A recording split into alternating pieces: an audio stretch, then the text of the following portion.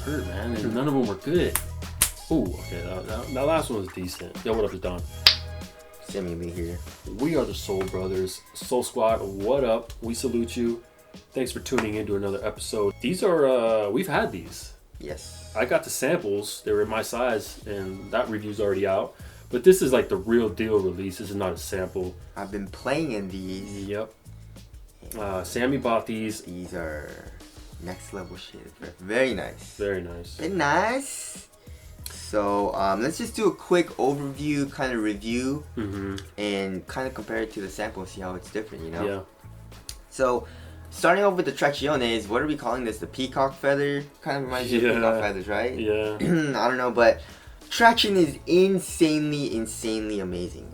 Crazy. Stopping power is crazy. Picks up very minimal dust. It picked it up a little bit, but I just did a slight wipe and it was very good, you know, and it's pretty damn squeaky. Outdoor use should even be good too. I mean, it's a hard rubber. Yeah. And it's pretty damn thick. Amazing traction. Yeah. Shout out to Adidas. And this is definitely going to be in most amazing top tractions video. Adidas has been killing the traction game. Adidas has been killing the shoe game, man. Yeah. Like all their basically basketball models are amazing. Yeah. So, but yeah, traction is really good. Moving on, I mean, and then under that, if you guys can see the gold, that is the stable frame. Yep. And it's the exact same setup as the CrazyLight Boost 2016 predecessor, because there's no 17. And of course, the boost, the cushion setup is basically the same as the 2016 also. It's full-length boost. It is caged, very similarly caged. There is a slight little bounce and compression in the heel. Forefoot is kind of dead. You can't really feel anything. And it feels to me like there is a full strobe. Yeah, there is a full strobe board. So it's a little hard to feel the softness of the boost, but it's not too bad. Impact protection is amazing. You feel low to the ground. Amazing cushion setup. You can't go wrong with this setup. Yeah. So there you go. And moving on to the material, it is kind of like a mesh, I would say. Mesh textile, kind of. Yeah, it feels like almost like a neoprene mesh or something. It's kind of crazy. It is kind of crazy. And there's some fuse. So what is the difference between this and the sample? Well, the samples feel a little shittier. A little shittier, okay. Yeah, and the samples... it felt a little bit more like metal-y and like a little bit more... Yeah. I don't know. I feel like, I haven't worn these, but I feel like the support's not as good in the samples. Because I did have a little bit of support issues. Nothing crazy, but... You know, it just felt like the materials just felt real shitty. Yeah. These I don't think are incredible materials either. Yeah, they don't feel too great in hand, but... Nor do they look great. Yeah, but on foot though. Yeah, they're, you know, mine weren't bad either on foot, so... They're not the thinnest materials though. Yeah. They're a little puffy. Yeah. But on foot it's very soft. It gets, it's very pliable and you don't really have to break it in at all. So I kind of like the materials. I would have preferred it to be a little thinner, but...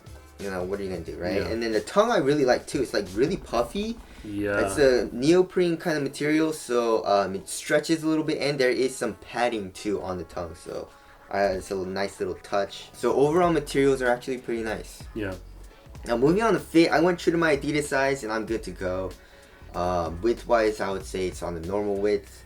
And there's really, there's a little bit of dead space in the toe. I would have liked it to be a little less here. But other than that, I like the fit. Now moving on to support and lockdown. Did you have any heel slippage? No. I had just a hair, but nothing compared to the 2016. Yes. There is a very pronounced lip here. So I didn't really have any issues with heel slippage. So and lateral containment is really good too. I mean, you have this cage right here that comes up. Yeah. So lateral containment, lockdown, and support are very good. And you have kind of like an outrigger too. So it is a pretty wide shoe. Yeah. Moving on to weight, it is called the CrazyLight Boost. No. I mean, it says CrazyLight. You guys know, gotta switch that name up. Crazy heavy. You know what I'm saying? Let's check this shit. 12.28 actually isn't too heavy though. No, it's not too bad. And then the other pair is 12.31. But it's not like Crazy Light.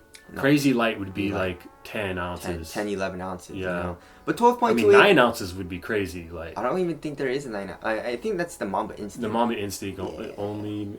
I think there's something else. Really?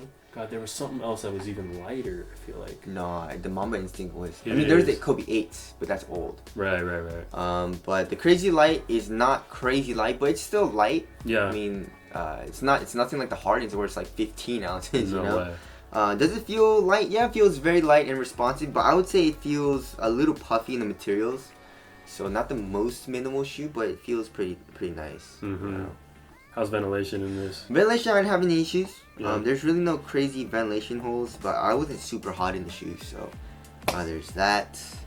Durability should be decent. Yeah, right? I mean, it seems like a very well-built shoe. Materials don't seem to be cheap, like crappy, you know? They put some overlays in areas where it needed it. Yep. On the toe, which is always nice to see. I mean, probably the only thing I see is maybe the eyelets. Yeah. I hate these eyelets. It either snaps or it breaks off, and whatever. Yeah.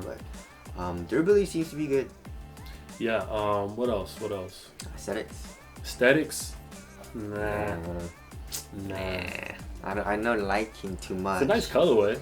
Yeah, it's a nice colorway, but the overall aesthetic is not too not good. great. I mean, Adidas needs to work on their aesthetics on the CrazyLights, you know? Yeah, they've been garbage since the 2016s. Maybe even before that. 2015s, I didn't really like. I remember with the Primates.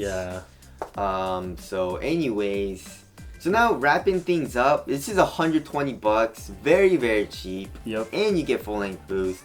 And there's a few different colorways out. Oh yeah, and dope colorways too. Yeah. That, and it's cheap.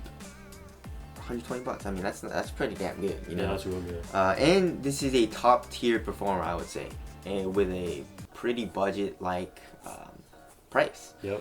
So if you can, yes, definitely go ahead and get a pair. I feel like this is gonna be on the top traction list, and this is gonna be on the top performers list.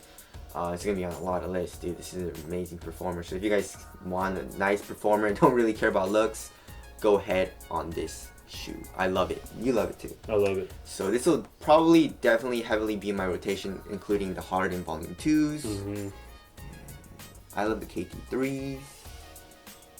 And Kyrie 4s maybe, but I also love the Fly Traps. Mm-hmm. So those are my top performers right now. But anyways, that's it. That's the review for the actual version of the CrazyLight Boost, I guess. 2018.